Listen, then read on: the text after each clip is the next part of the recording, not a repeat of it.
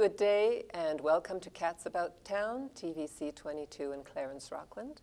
Today we have the distinct pleasure of interviewing Mr. Don Boudria, who has been a staple of this part of the world for many years with a lot of experience, a lot of contributions to the community, and even after sort of 20, 25, a few times years, he's still not slowing down. And we're going to try and find out a little bit about what inspires him, what inspired him, and the messages that he has for those of us who are interested in the welfare of this wonderful community in this wonderful part of the world. Mr. Boudria, thank you very much for joining us for this interview. Thank you for the invitation. We have a uniquely bare hall this time in a uniquely new structure. Mm-hmm. This was quite a big event when this came to Clarence, Rockland. Well, the structure is so new to me that I even went to the wrong place to do the interview. I went to the old structure, so there you go. That just proves how new it is. But the hockey school and the arena here, of course, the new arena was a tremendous benefit to the town. I even have a member of my family who attended the hockey school for a number of years. And today he plays hockey in the United States. So there you go. So that's an endorsement for the school. Yep. There we go. Now you go back a little time, back to the 1960s, 70s when you started in politics. I first ran for public office in the 1974 municipal election in Cumberland Township. Mm-hmm. At the tender age of 20-something? 24. 24. And was soundly defeated. Not a good start. Not a good start. Not a good start. Now, mind you, it was a good lesson, but it didn't feel like a good lesson on that particular day. But in any event, I announced quite innocently the night of my defeat at the City Hall of Cumberland Township, at the Town Hall, as it was called then, that I was running again in the next election, which is rather unusual. And I guess I campaigned consistently, and the second time I won. And I won 10 more times after that. Yeah, what were you after? What was it that drove you to do this? It's a lot of work campaigning. Yeah, I guess it was a childhood ambition. Mm-hmm. It's something I wanted to do. I talk about it in my autobiography that I released some years ago, Busboy from Kitchen to Cabinet, yes. That it's called. Catchy title. Yeah, thanks. But I refer to it in there, how it had been something that I wanted to do as a child, raised by my grandparents, because my father died in a car accident when I was 4 years old. And my uncle, who was living with us, and he was a bachelor living with my grandparents, and he always talked about how he would run for municipal council the next time, except he never would. And I didn't understand as a child, you know, an adult is this great big creature who can do all kinds of wonderful things because they're big. And and I couldn't understand why he could be a municipal councillor and then did not do it. To me, that was just unimaginable. And I guess it became part of the childhood obsession. And eventually, I guess I started working on Parliament Hill as a junior staffer, as a busboy, carrying the dirty dishes, telling my colleagues on the Hill that someday I was going to be one of them being the MPs and cabinet ministers. Can't imagine what they must have said of me after I walked away a few feet. They must have said, did you talk to this new guy? He's a little bit different. What's he smoking? he thinks he's going to be a member of Parliament someday. Yeah, right. Yeah. But anyway. You showed them. Well. Were they serving you someday? Not the same people. No. But many of my work colleagues, though, I saw them again after I'd been an MP, yes. But it's not me that showed them, it's the voters of Glengarry, Prescott Russell who showed them. Okay, good point.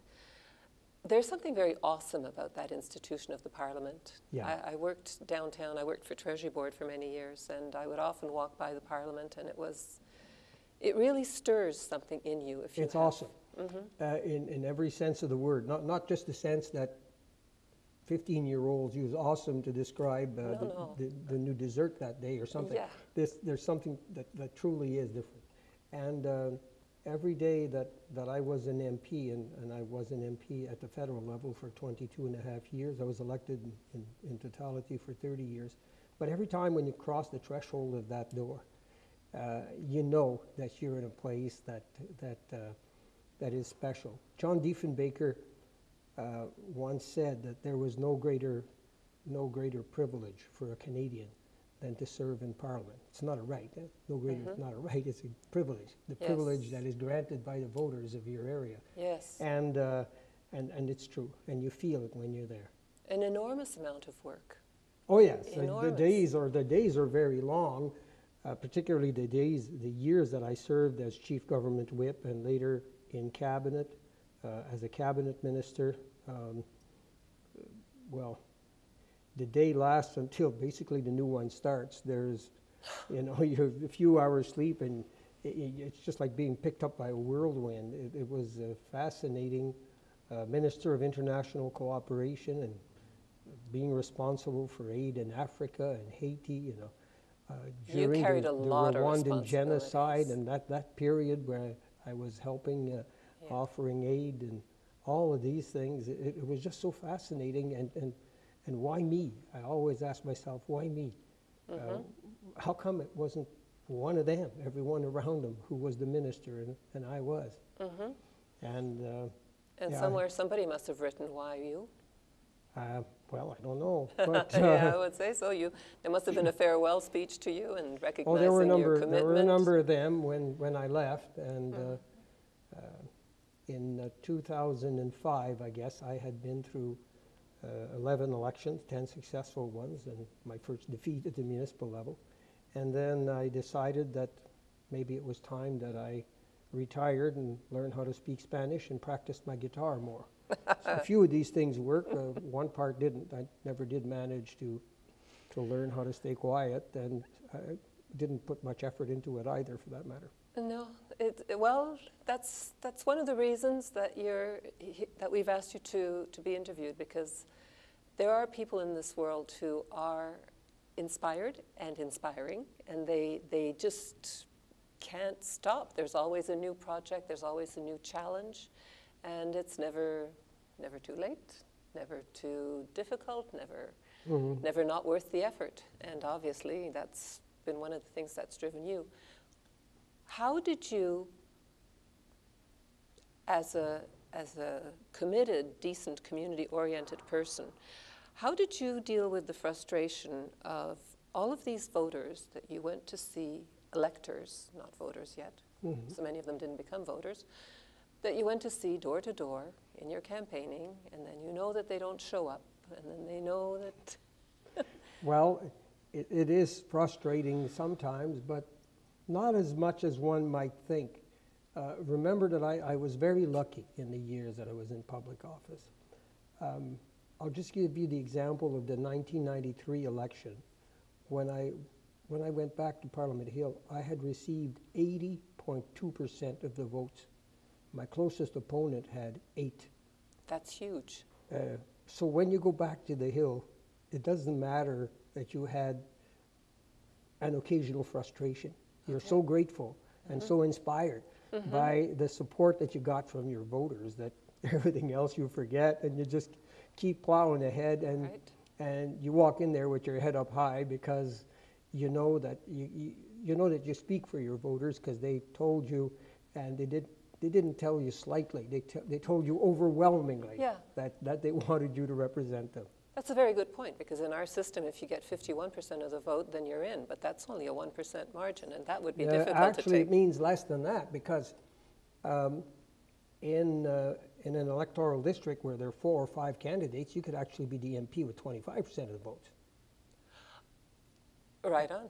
And and it has happened. The lowest percentage in the present election, I don't know. But in my last year in Parliament, there was the Bloc Québécois member for Gatineau, who ironically was a Franco-Ontarian from Hawkesbury on leave from teaching school in Orleans, who was a Bloc MP for Gatineau. Anyway, this guy had been elected with 29% of the votes. So 3.5 times as many people had voted against him as those who had voted for him. But of course, nobody else had as many as him, so No, so so obviously he was obviously he was elected. So you see, all you need is not 51%. You need one vote more than whoever came in second. There you go. Yeah. And you got that. And you got that many times. Well, you got it many more than that many times. Yeah, I was very lucky. And that brought you into the corridors of power, and that brought you into the other huge challenge for politicians, which is dealing with other politicians. Yes. Yes. Yeah, that is a challenge because, of course, it is a team sport. If I can, Canadians like hockey analogies, so here I am. I'll make some too. You don't play hockey alone. Well, you don't play partisan politics alone. So Right. when you're elected to the House of Commons, an MP is elected, but a party is brought to power. Right. That's right. It's not individuals who are brought to power, it's political parties. And then the leader of the political party that enjoys the confidence of the majority of the House becomes a prime minister sworn in by the Governor General. So Governor General appoints that person as prime minister, and that's how the governing structure is held as opposed to the parliamentary one. So all this to say then that it's clearly a team effort. And when you're on a team, and anyone listening to this who plays hockey even as a young person or who did, will know that the people on your team are your colleagues. The one on the other team are your opponents, and that's not the same as calling them your enemy. Sir Winston Churchill had apparently once in the British House of Commons, he was sitting there with and it was late in the day, and a new young MP elected in a by-election came in and didn't know what to say to the great man. I mean, it's after the war, and this world leader, and he's your colleague, so he goes to sit down with Sir Winston, and he apparently told him, Prime Minister, those people across the way are the enemy. And apparently Sir Winston said, no, young man. The ones across are your opponent. Your enemy is probably sitting right behind you. Yeah, you know it only too well. So sometimes on the same team. But of course, it's not that way. It's not that bad. Sir Winston Churchill was rather colorful at describing these things. But I had the unique pleasure of working with extraordinary Canadians on my side of the house. First of all, I was a minister under Prime Minister Jean Chrétien, a truly amazing person. I had as colleagues Sheila Copps, people. Nobody's baby.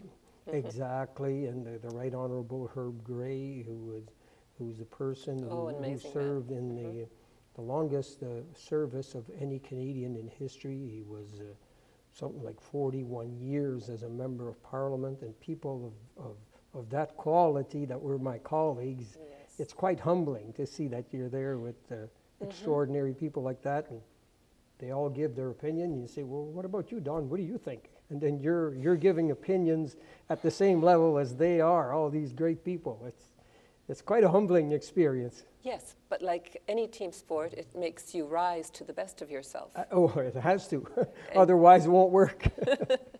And, well, I prepared a little bit for this interview, and that thing about the binder boy, that struck me. So there you are, trying to give your best, be prepared, have all of the information ready, and somebody finds a way to make fun of you for that. Oh yeah, that was. You didn't take that the wrong way? Well, that was fun, actually. That was fun, okay. Because that's Deborah Gray. Deborah Gray was this rather robust Reform MP, perhaps some of our spectators will remember, from Alberta, who was quite verbose and quite tough.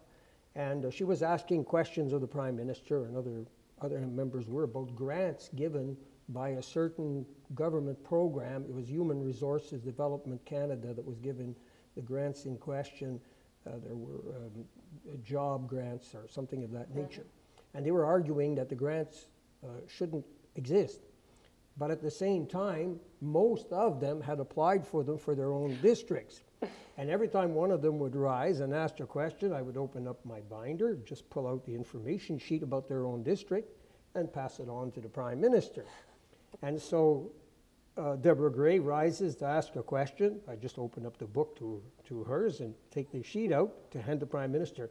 And she says, I want to ask the Prime Minister about these employment grants. I think she called them the $1 billion boondoggle or some exaggerated word like that. But in any event, and she said, and I don't want Binder Boy behind him to give him the answer. So that's how that phrase started and kind of stuck.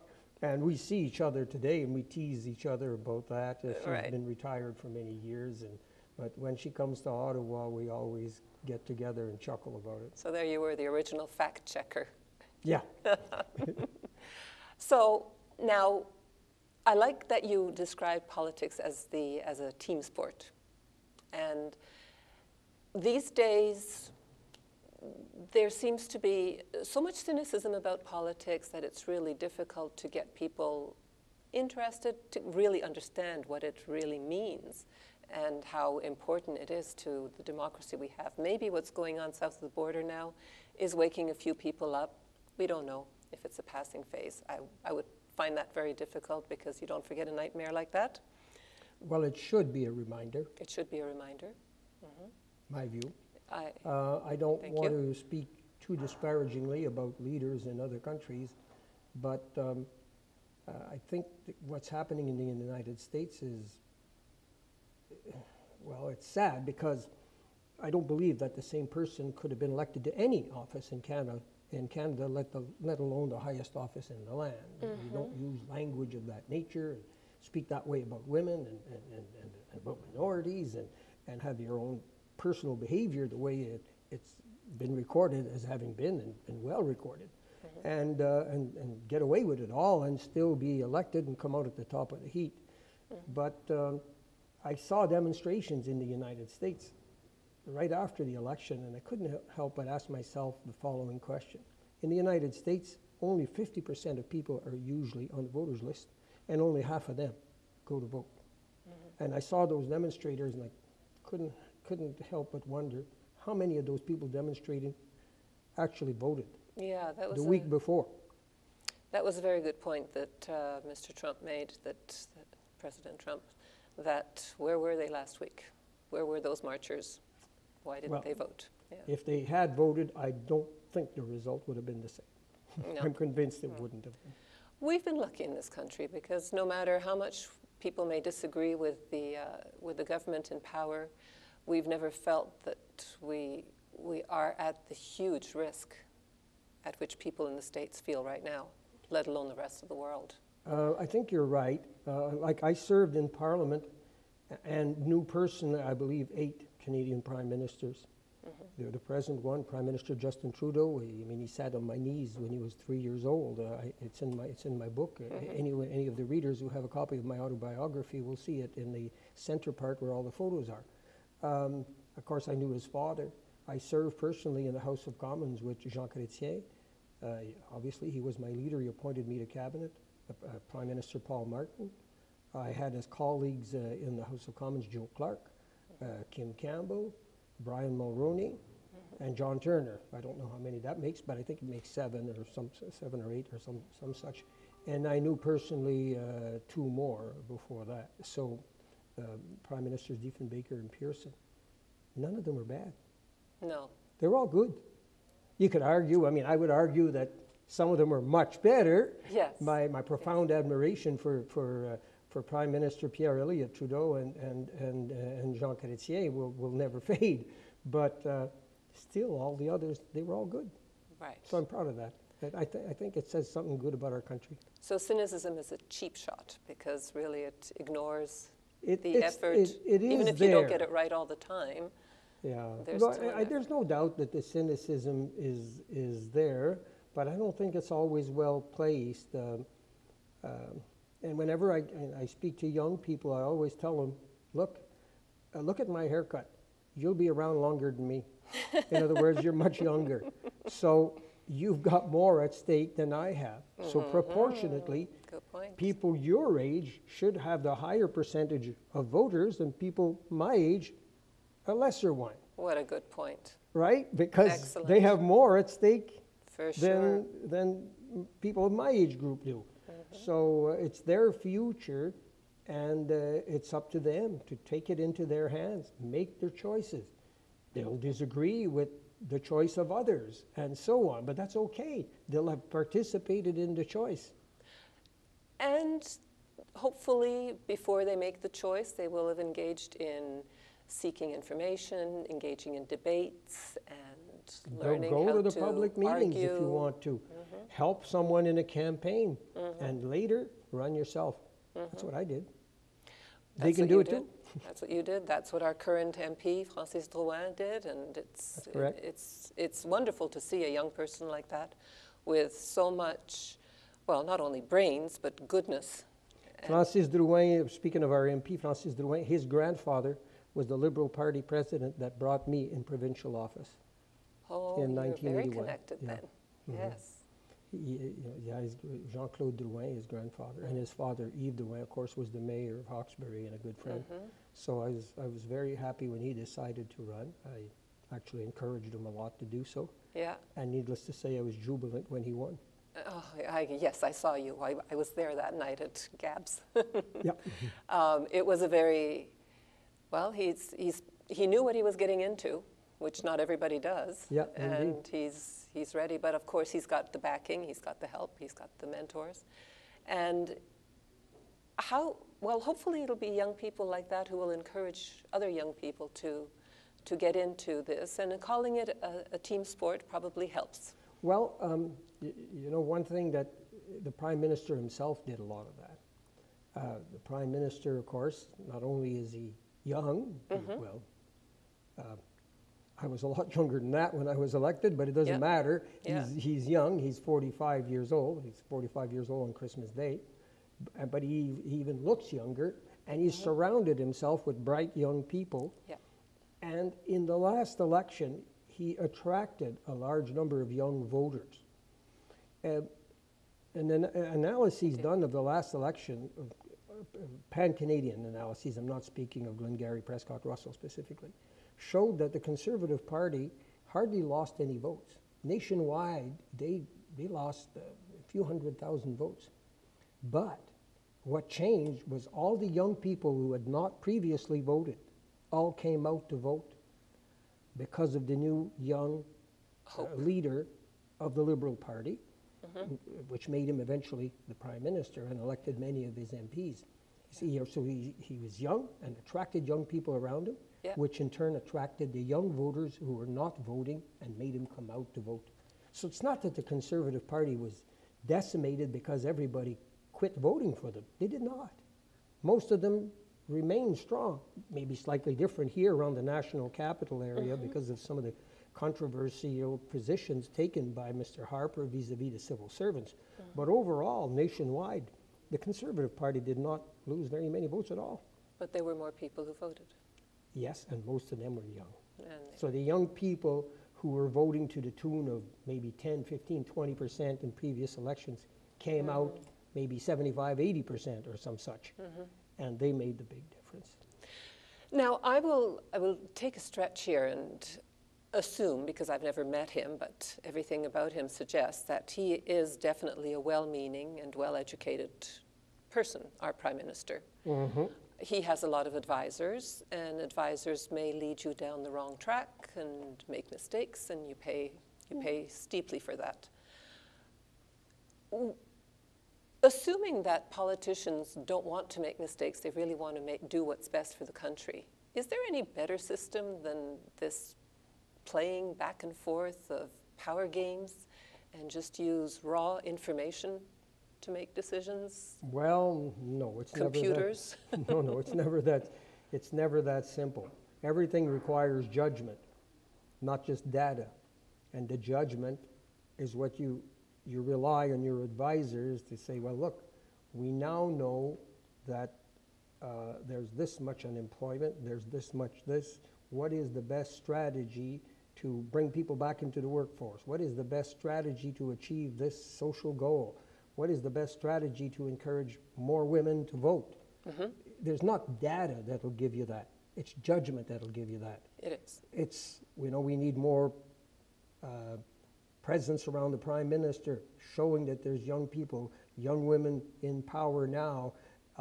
His decision to make 50% of his cabinet women, which means, of course, there's very few women on the back bench, and even in parliamentary committees, very few of them to go around, because most of them are already cabinet ministers and don't do the back bench work. Yes. But that's a decision that he wanted to make, to empower those young women, which I think reflects very well in our country. And I think I know what it'll do. It'll mean that a few years down the road, more young people, particularly women, will want to run because they see that there's a very strong, significant role for them for the future. Oh, as long as the ones who are there don't get shot down, because that would be, not everybody has that staying power of saying, okay, I'm going to do it even if it hurts. Well, yes, it's, but it's not an easy sport. No. To get back to the sports analogy, it is tough to take sometimes, and it's tough on families and all of these things, but still overall it won't be perfect, but I think we can make it more encouraging, particularly for young women to run, which I think should be an important objective for a society. Yeah. I imagine it would be much more difficult to run a country if the people who you represent were more willing to make sacrifices and not have sacrifices rammed down their throats. We are a rather privileged country, and what I notice is that people don't want to give up anything. We always have this syndrome, and we have it locally here on the issue involving Highway 17. Yes, we're going to get to that. We'll talk about later. After the break, yes. But it goes to show you that some people call it the banana syndrome. Build absolutely nothing anywhere near anything, or sometimes not in my backyard. So we're all individually and collectively risk averse. We want to have more, but if it means stepping back and receiving less, even in the short term, we tend not to be too patient with that. That's human nature, I guess.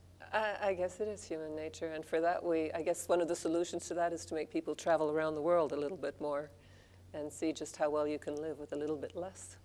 That is actually quite surprising as well. Yeah. You know, I've been in Haiti weeks after the earthquake and saw that people were opening corner stands on the street selling cans of pop and bottled water, and commerce was coming back, and the resilience of the people had hardly anything to begin with, and the little they had was taken away from them, but they still had their human resilience. It was quite fascinating. It is absolutely astounding. It never ceases to amaze me.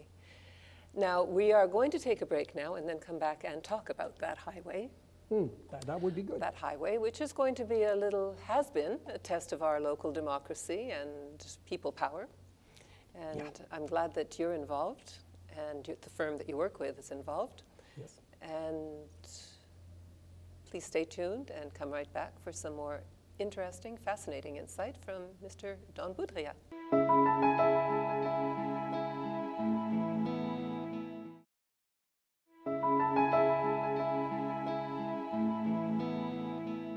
Welcome back to our wonderful interview with Don Boudria.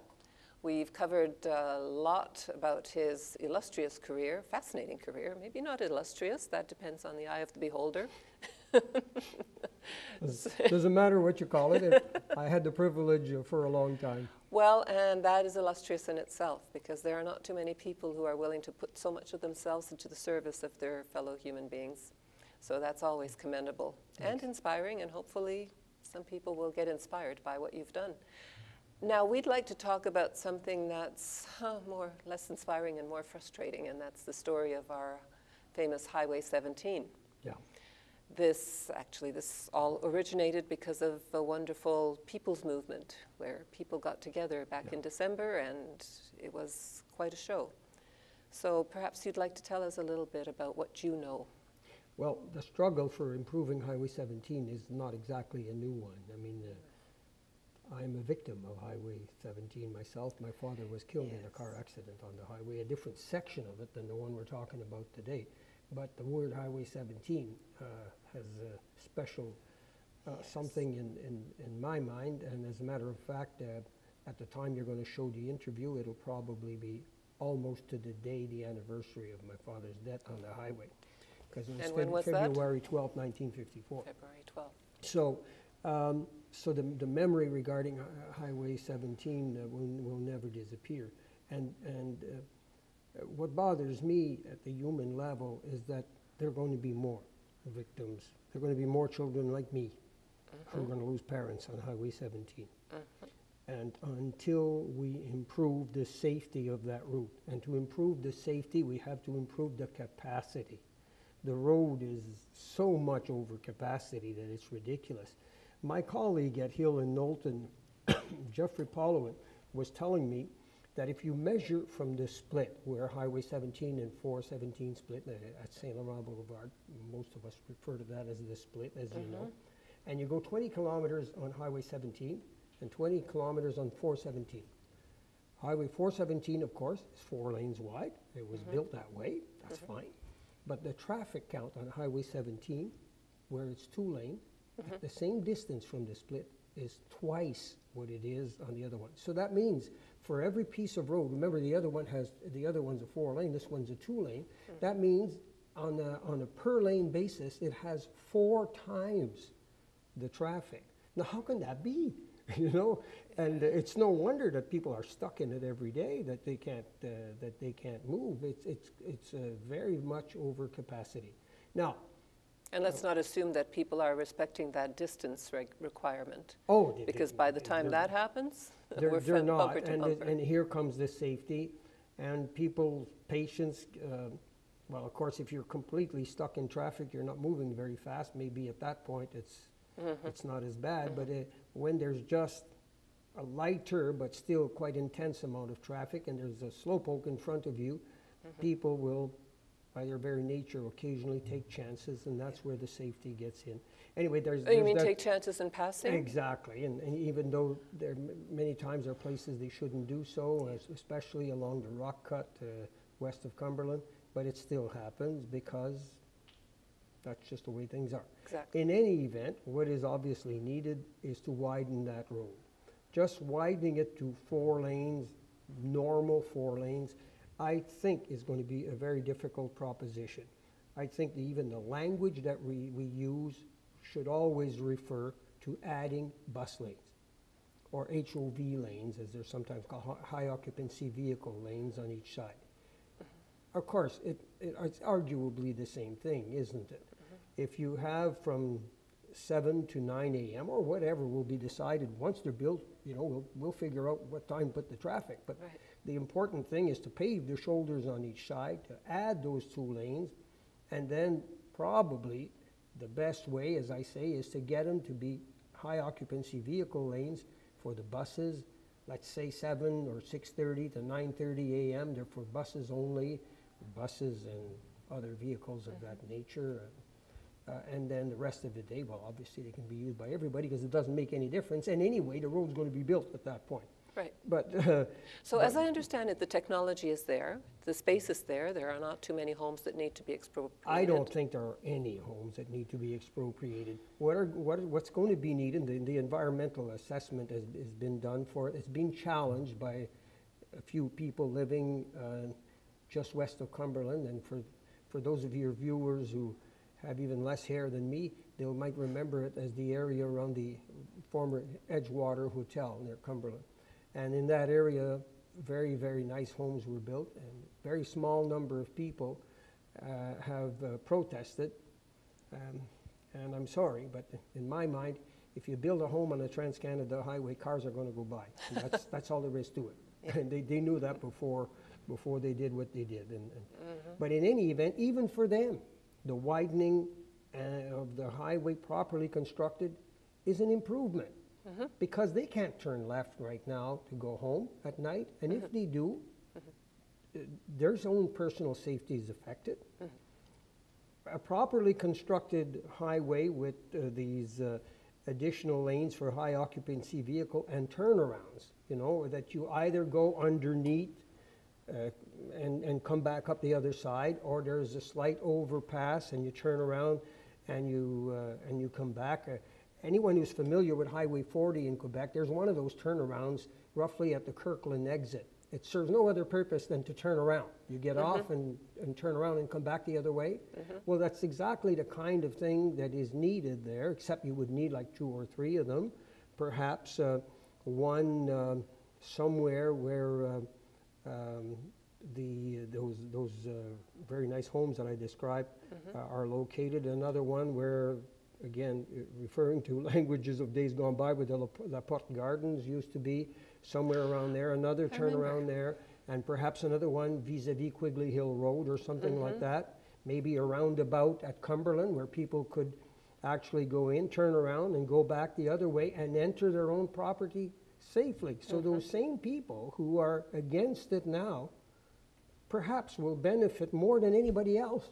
It sounds like it. Because how can they, if I were living there and I was driving home from Ottawa, I think I'd want to go and turn around in Cumberland and drive back just so that nobody hits my car in the back end. Yeah, it would. That's got to be very dangerous now. And there are countless I'm accidents to prove it. I'm sold. Anyway, I think we've convinced ourselves that the road needs to be improved. But what we haven't done yet is convince the authorities within the city of Ottawa. There's no need to convince Mayor Desjardins. He already is convinced. He's already voted for it. He's already done his part, and he's already having the part inside Clarence Rockland improved. So how many times does he need to say yes? So he's on our side. What's needed is to get people from this area, from Clarence Rockland, to tell their friends in Cumberland, Sarsfield, Beckett's Creek, and all of those areas that they too are affected by this highway, and they need to support the people from Clarence Rockland and at the same time support themselves because it's good for them too. So we need to get them to rally with us vis-a-vis the mayor of Ottawa and of course the councillor for the East and my own councillor where I live, Stephen Blais, to convince them to put that on a higher priority. I can't for one understand when you're driving in the city of Ottawa on Trim Road, for instance, you leave Orleans and you go south. They've improved that road to 4 lanes, and part of it is a cornfield on each side. There's nobody there. Why was that last 2 kilometers done instead of improving 2 more kilometers on Highway 17? And the same thing applies to Mer Bleu Road. It was improved for future development that's not even completed yet, and really some of it is only half built. One section of it, at the intersection of near Renault Road, they've actually built the 4-lane highway and it's closed right now. There are cones in front of it. There's even a portion of it that isn't used. Wouldn't that money have been better spent where there's these thousands and thousands of people a day stuck in traffic jams on Highway 17? I think to ask the question is to answer it. So I take it the Hill and Knowlton weren't the ones lobbying for those 2 roads? No. Good grief, no. I still so who was? I don't know who, I don't know what's behind that, and I use them sometimes. I travel from our home in Sarsfield to Orleans, and I said, why exactly is this here? You know, I'm going around a roundabout at the intersection of Brian Coburn Road and Trim Road, for instance. There's a roundabout there. There's not a single house around it. And last summer, I assure you, the cornfield was very nice, but that does not justify building road to that capacity. Not at the same time. I mean, if that's all we had to do with the money, fine, maybe. But when there's such need on what is today Highway 17 that's not being satisfied at all, and it's not even in their plans for the future, well, then there's something wrong. There's definitely something wrong, and it's exactly what we were talking about in the earlier part of the interview about how sometimes you wish you had a computer program making these decisions as opposed to human beings, because logic would dictate that this would happen. If you balance off the environmental problems, the safety problems, the commercial problems at this end, everything would argue for. Well, and in the case of that road, if you just use the traffic count, just the raw data, definitely it qualifies for 4 lanes. And it qualifies for 4 lanes, and there's some left over, for sure. It qualified for 4 lanes a long time ago, in other words. Yeah, so maybe Ottawa is just afraid of losing all the people to our beautiful corner of the world. They think if Well, there was a highway and easier to get I out. don't know what it is. being There's facetious. perhaps an element in there that they're building a highway which is largely used by people who don't live in the city. Well, every road leads somewhere. Yeah, And everybody who comes somewhere came from somewhere else. By definition, that's why you need roads. yeah, When you leave Ottawa to drive to Highway 401 and you take Highway 416, you're traveling to another municipality. Well, somebody else built that piece of road and the people of Ottawa are using it. Well, Yeah. that's the same thing. yeah. You don't build roads only because you're going to travel on them personally. No. If that were the case, there would be no Trans-Canada. No There would be a kidding. Trans-Ottawa and a Trans-Prescott-Russell and a Trans-something else, all probably roads that wouldn't even touch each other. There would be no Carling Avenue because it was just a hospital at the other end, right? And, Out well, in the, at one in point the it field. was, yeah. But these roads are built to accommodate people from various communities and link them to one another, not just for domestic use, if I can call it that way, not No. just for use of people in the community. So, Well, not to mention that the people who use it don't travel in one direction. We've got the people from Clarence Obviously. Rockland traveling to Ottawa, spending money there, having jobs there. oh, that was So pointed they- out at the meeting Yeah. that we had in Rockland, and an excellent meeting it was, and all this Mm-hmm. mobilization of people. When the people of Rockland go to Place d'Orléans, or they go to the National Arts Center, or they Mm-hmm. or to Place d'Orléans and then for dinner and then to the National Arts Center, Mm-hmm. they're spending some of their money in Ottawa, and a lot of it. And we want them safe because otherwise their ambulances get called out. Exactly. Sorry, And, it's- you know, it's everybody. Everybody serves to benefit, but the City of Ottawa needs to understand, first of all, that the responsibility goes beyond accommodating just themselves, and secondly, this is also good for their own residents. Sure it is. It's both. And at the risk of being opportunistic here, I would even say that not building that highway is the equivalent of building a wall. And we all know how we feel about walls these days when people can't get through it. Yeah, well, it is. It's does, not cool. It is very much a hindrance It is. to the development of our area, but not just to the development. It's not just a matter of attracting new growth here, which is laudable in itself, but it's a matter of the people who live here already who are inconvenienced. I mean, Yeah. there are people who live in Rockland who have been wishing for that road to be improved for the last quarter of a century. Yeah, that's a That's long not time. too much to ask. I think they've been pretty patient. Maybe too patient. So Yeah. it's time to start making noise. Well, that's what hopefully people are Yeah. doing in a respectful way, but at the same time to try and get everyone they know in Ottawa to join them, and for themselves too to keep on pressuring where the pressure is needed. Like I said, it's not a matter of convincing the authorities in Prescott-Russell to four-lane the portion here. They've already approved it. No. It's just a matter of the construction starting.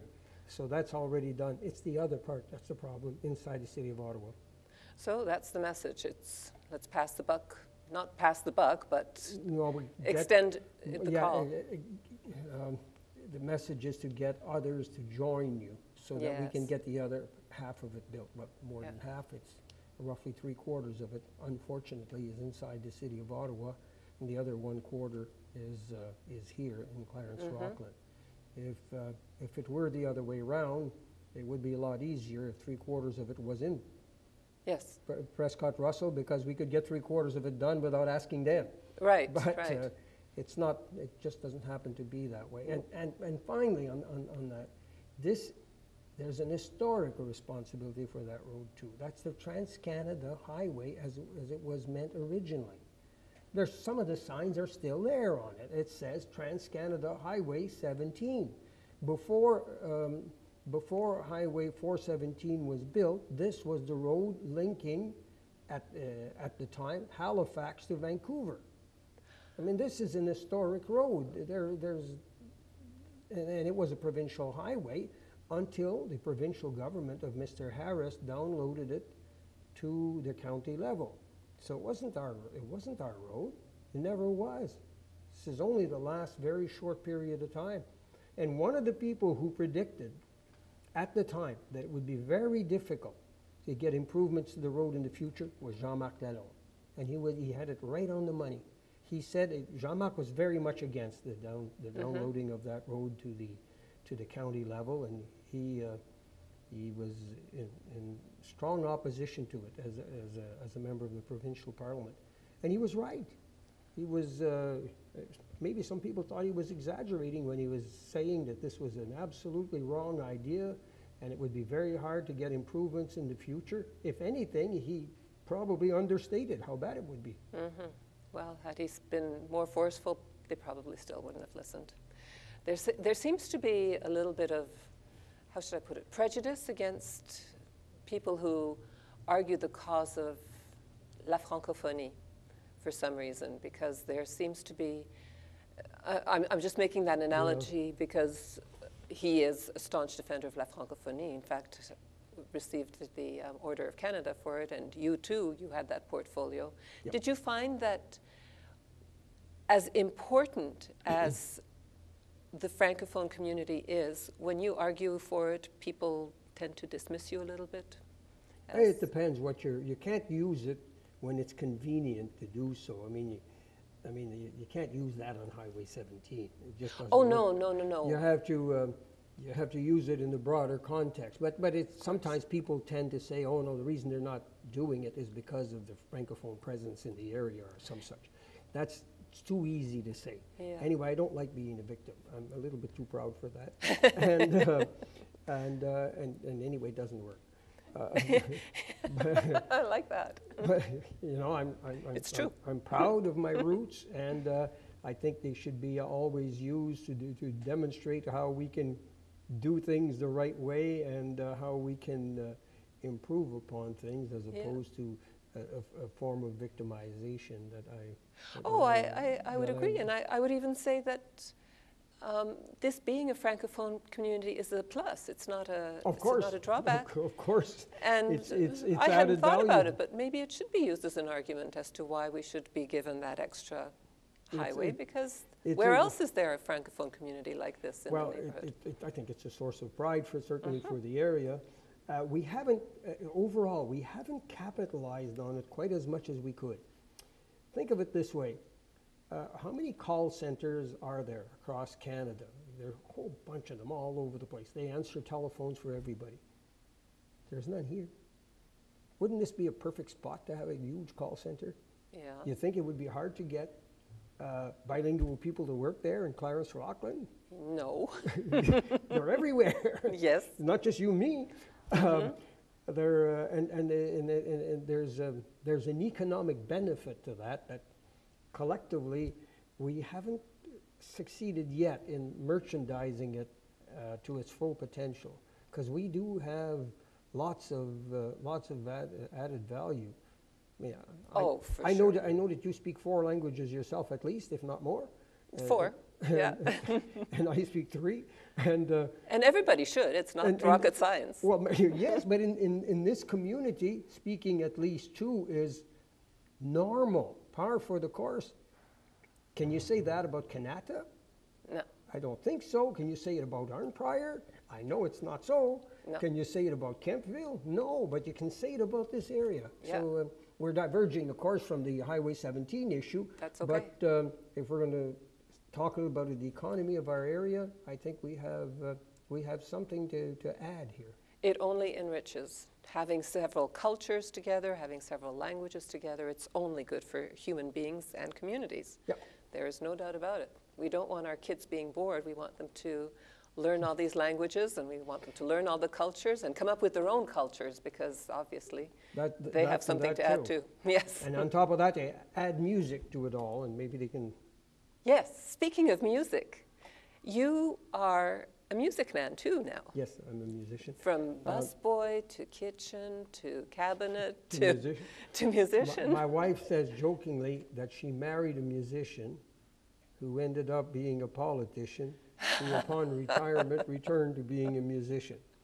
And Marianne and I play music together. She plays mandolin. She's actually a very good mandolin player. She had never touched a musical instrument in her life until 5 years ago.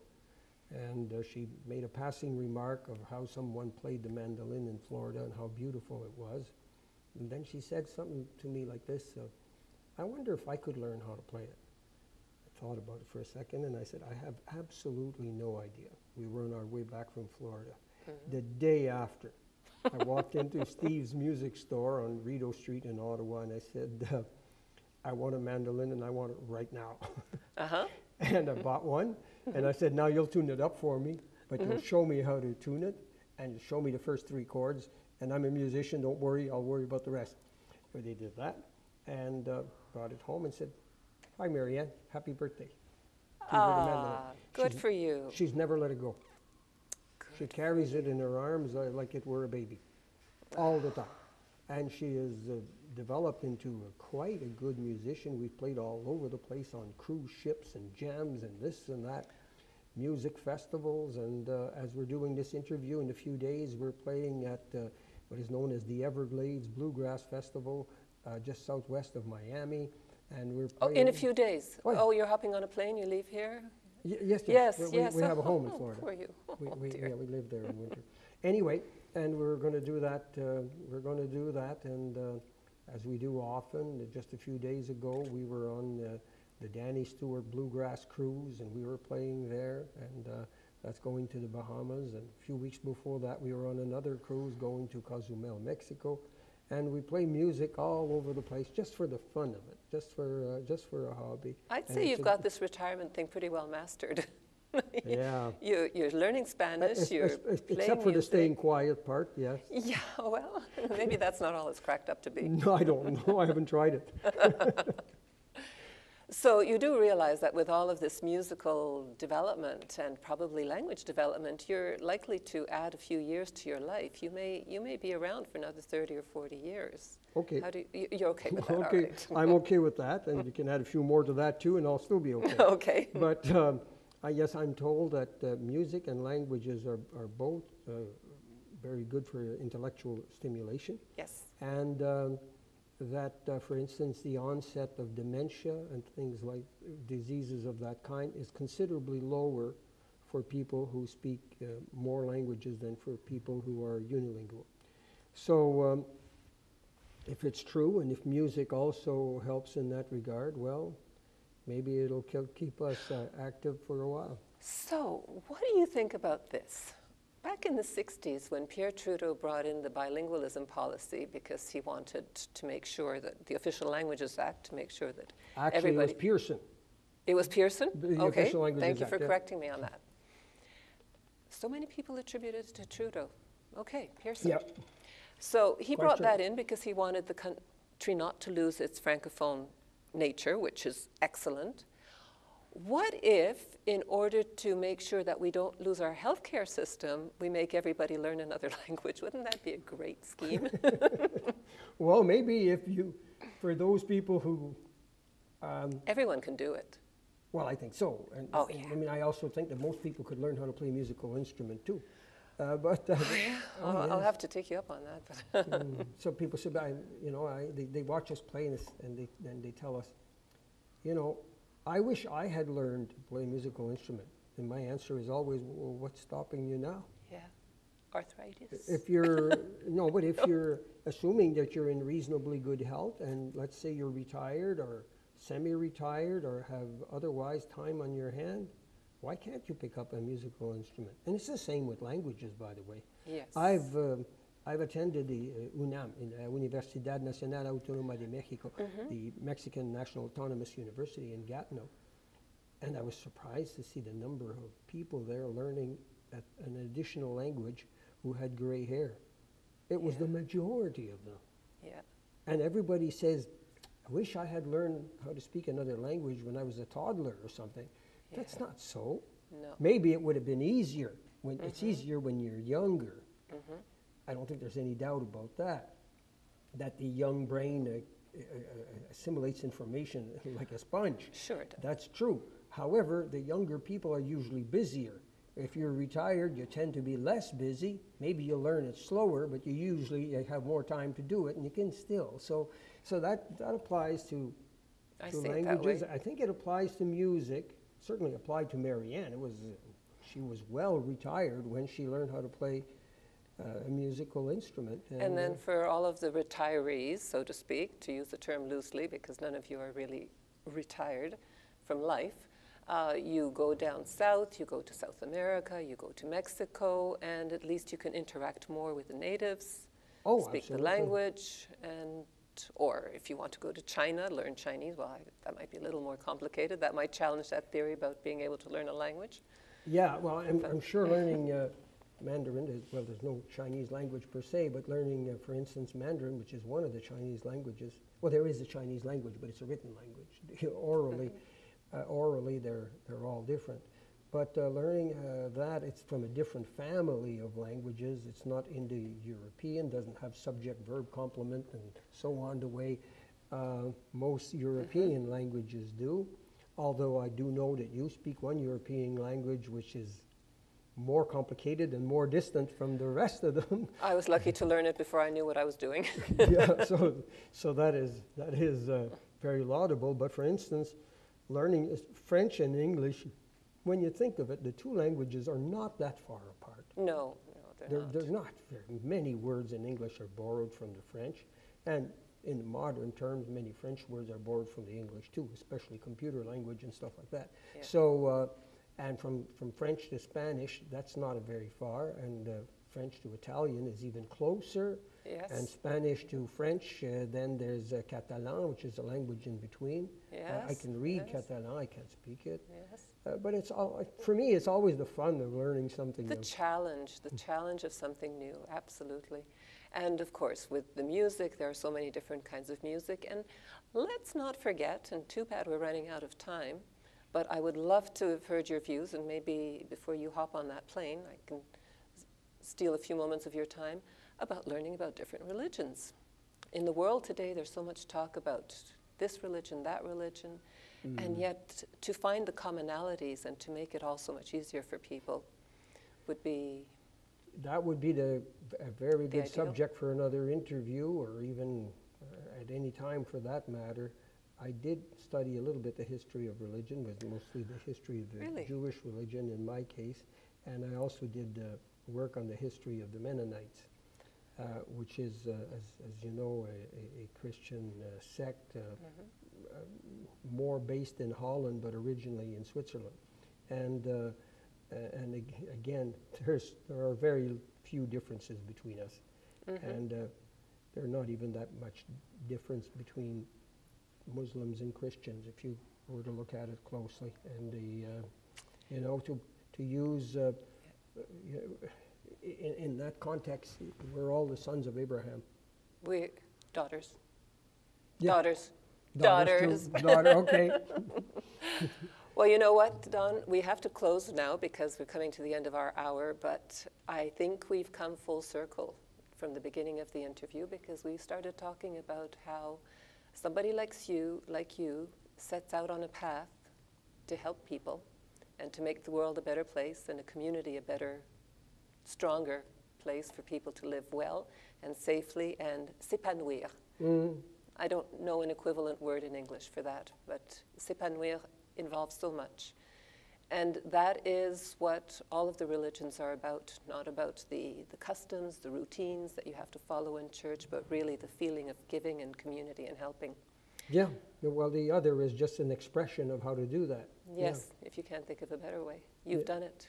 You've done it. And we thank you. We thank you for your service, and we look forward to many more years of it.